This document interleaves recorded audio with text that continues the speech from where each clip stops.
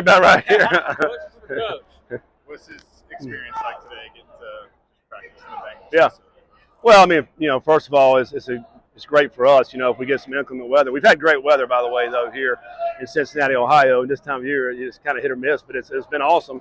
But today, a little windy, a little rainy, stormy, and to be able to come over here has been awesome. It's a good change up for our guys, change of scenery, and to be able to come in here. And we got some good work in here today, and that's what it's all about in the spring because you only get 15 opportunities. We don't want to miss a day. Seems like there's a lot of competition. Yeah.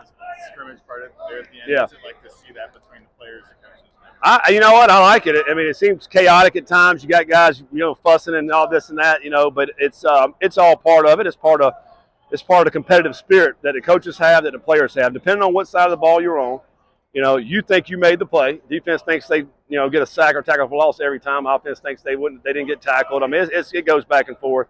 But I did today. We saw some good things out of the defense. I thought. You had a hard time moving the ball. Within the last drive, it was probably a 10 or 12 play drive that the offense were able to come down. We finished up on a touchdown. So, I mean, that's the kind of stuff you want to see. I see some guys coming up making some great tackles. You see some backs making some guys miss. So it's a little bit of back and forth, and that's obviously what you want to be able to see. If you're a freshman that wants to play, yep, it behooves you to be here for spring practice. I continue to see number 31 in black a lot. Yeah. What kind of impression has Simeon Coleman made consistently? To your first point, I agree with you. When you're a freshman and you can graduate early and get here in January, you're going to get reps. Like all these freshmen are getting tons of reps. I mean, I was looking at them today. I mean, they're up and over 250 reps in spring. It's hard to replace those reps. But a guy like Simeon, from the first practice, he started making plays. We're just in helmets, and I'm like, wow, you didn't know he was going to be able to pull his trigger like he does. And he plays downhill, very physical player. Now, we saw that on film. The thing that I didn't know was how fast he plays. I mean, he plays extremely fast. From the day one, he's looked like he belongs in college football right from the start. Sometimes as a freshman, you maybe don't look that way yet, but he's playing that way, and it's been really good to see. How much harder is that to do if you just show up for camp? As opposed to, you get 15 of these to fly around. You know what? The growth that these guys will get this summer because have gone through this spring is tremendous. The thing about it, the other freshmen will be here this summer. They don't know. They're just getting summer workouts. And then August hits, and you got at Camp Higher Ground, and their eyes are about this big, and they're like, what's happening? These guys, they're going to come into Higher Ground, with a purpose because they already went through 15 practices. They made some mistakes, and they grew from it, and they learned from it. I think that's a big difference. It's a tremendous jump with these guys that they'll have over the guys that are coming in. It just means the guys, when they come here, they're going to have to do a little bit of extra stuff and try to get as quickly acclimated as they can when they get here. Rogoff trip for a week. How about it? Mm-hmm.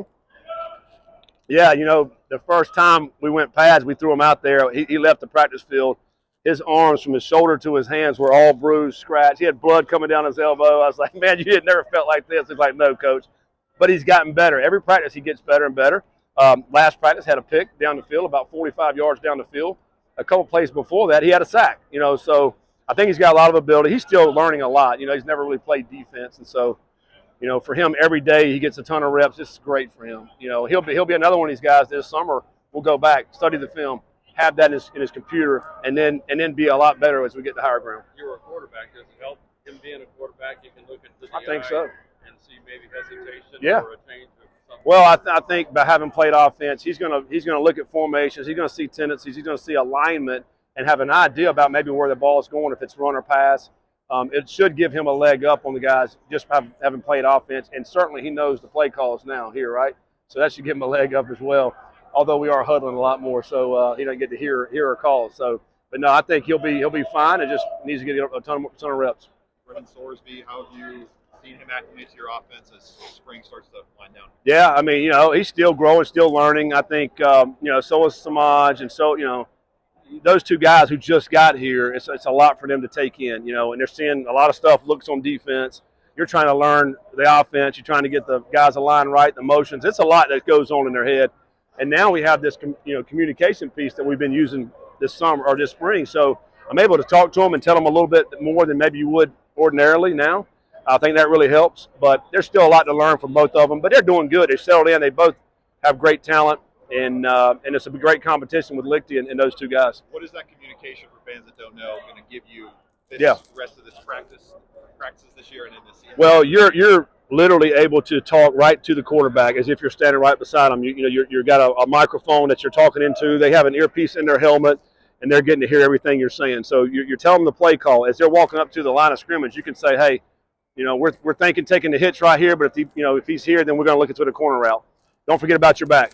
That's the last thing they hear, and all of a sudden they're snapping the football. So it's in their head as opposed to you're signaling on the sideline, and now they have to just think all those things before they snap the ball. So it's really just a little bit of kind of a cheat code actually before you get up there. I like it, and the quarterbacks really like it. They really get a good feel for what we're thinking. So when we call a play, hey, we're thinking this, and so we're all on the same page. So it's very beneficial. Tough to be brief with that. Yeah, you have to be. You're not sitting there talking all the way up before he snaps the ball. So in the game, we'll have to the 15 seconds on the shot clock, right? So out here, we don't have that, so we can talk to them the whole time. But I'm cognizant of that. I'm just trying to give them pertinent information and then let them concentrate on what the play is going to be. And it's seriously on to the next play. You can't be saying, had you done this, we would have had a. That's right. No, that's good. We're good? Yep, we're good. All right, thank you.